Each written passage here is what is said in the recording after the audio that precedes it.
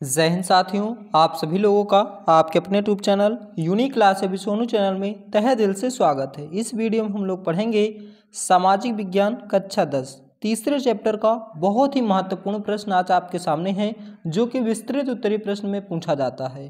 प्रश्न क्या है? महामंदी से क्या आशय है, इसके मुख्य दो कारण बताइए, इसके दो प्रभाव भी लिखिए। आप देख सकते हैं कितनी बार एग्जाम में पूछा गया है। अथवा वैश्विक आर्थिक महामंदी के किन्हीं तीन कारणों का उल्लेख कीजिए। महामंदी से क्या आशय है, इसके दो कारण बताइए, इसके दो प्रभाव भी लिखिए। उत्तर, वैश्विक आर्थिक महामंदी के किन्हीं तीन कारणों का उल्लेख कीजिए। उत्तर, साल 1929 में आई आर्थिक मंदी ने भारत पर कई तरह से असर डाला था। इस मंदी को द ग्रेट डिप्रेशन के नाम से भी जाना जाता था। भारत पर इस मंदी का इस तरह से असर रहा। पहला, इस मंदी के कारण आयात निर्यात में काफ़ी गिरावट देखने को मिला और आयात निर्यात घटकर आधा रह गया। दूसरा, कृषि क्षेत्र में अति उत्पादन के कारण कृषि उत्पादन की कीमत पर निरंतर गिरती चली गई और खरीदारों के अभाव में कृषि उपज पड़ी पड़ी सड़ने लगी। तीसरा, जूट की कीमतों में 60% की गिरावट आई। चौथा, किसानों को लगातार वसूली में छूट नहीं मिली।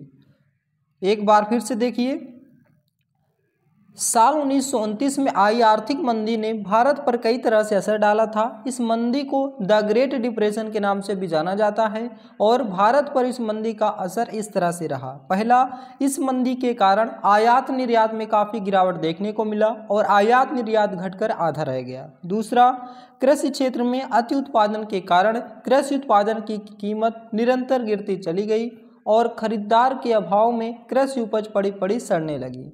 जूट की कीमतों में 60% गिरावट आई और किसानों को लगान वसूली में छूट नहीं मिली। महामंदी का भारतीय अर्थव्यवस्था पर प्रभाव, क्या प्रभाव पड़ा? 1928 से 1934 के बीच भारत के आयात निर्यात में 50% की कमी हुई। जब अंतर्राष्ट्रीय बाजार में कीमतें गिरने लगी तो भारत में वस्तुओं की नई कीमतें नीचे आ गई। नगरीय निवासियों के मुकाबले किसानों और काश्तकारों को अधिक हानि हुई, लेकिन सरकार ने लगान वसूली से छूट देने से स्पष्ट मना कर दिया था। बंगाल में जब टाट का निर्यात बंद हो गया तो कच्चे पटसन के मूल्य में 60% से भी अधिक की गिरावट दर्ज की गई। कृषि भूमि सूदखोरों के पास गिरवी पड़ी थी। बंदी इन्हीं वर्षों में भारत बहुमूल्य धातुओं, विशेष रूप से सोने का आयात करने लगा था। तो ये था हमारा आज का बहुत ही महत्वपूर्ण प्रश्न, जो कि विस्तृत उत्तरीय प्रश्न है। और आइए एक बार फिर से इस पूरे प्रश्न को रिवीजन कर लेते हैं, ताकि ये प्रश्न आपको इसी वीडियो में याद हो जाए। महामंदी से क्या आशय है, इसके मुख्य दो कारण बताइए, इसके दो प्रभाव भी लिखिए। अथवा वैश्विक आर्थिक मंदी महामंदी के किन्हीं तीन कारणों का उल्लेख कीजिए। उत्तर, वर्ष 1929 में आई आर्थिक मंदी ने भारत पर कई तरह से असर डाला था। इस मंदी को द ग्रेट डिप्रेशन के नाम से भी जाना जाता है और इस भारत पर इस मंदी का इस तरह से असर रहा। पहला, इस मंदी के कारण आयात निर्यात में काफ़ी गिरावट देखने को मिला और आयात निर्यात घटकर आधा रह गया। दूसरा, कृषि क्षेत्र में अति उत्पादन के कारण कृषि उत्पादन की कीमत निरंतर गिरती चली गई और खरीदारों के अभाव में कृषि उपज पड़ी पड़ी सड़ने लगी। तीसरा, जूट की कीमतों में 60% गिरावट आई और चौथा, किसानों को लगान वसूली में छूट नहीं मिली। महामंदी का भारतीय अर्थव्यवस्था पर प्रभाव, वर्ष 1928 से 1934 के बीच भारत के आयात निर्यात में 50% की कमी हुई।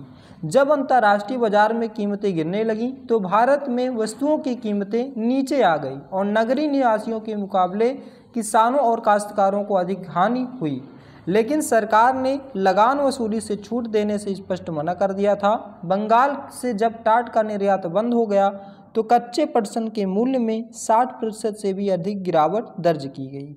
कृषि भूमि सूदखोरों के पास गिरवी पड़ी थी। बंदी के इन्हीं वर्षों में भारत बहुमूल्य धातुओं, विशेष रूप से सोने का निर्यात करने लगा था। तो दोस्तों, ये था हमारा बहुत ही महत्वपूर्ण प्रश्न। आशा करता हूँ कि यह क्वेश्चन आपको समझ में आ गया होगा और आप इस क्वेश्चन को अच्छे से नोट करेंगे और याद करके जाएंगे, क्योंकि आप देख सकते हैं लगातार एग्जाम में पूछा जाता है ये क्वेश्चन। तो आज का वीडियो बस यहीं तक। इसी तरह के वीडियो देखने के लिए हमारे channel unique classes with Sonu channel को सब्सक्राइब कीजिए, वीडियो को लाइक कीजिए और ज़्यादा से ज़्यादा शेयर कीजिए। आपको अपना मकसद में कामयाब होना है, 95+ % लेके आना है। तो जय हिंद, जय भारत।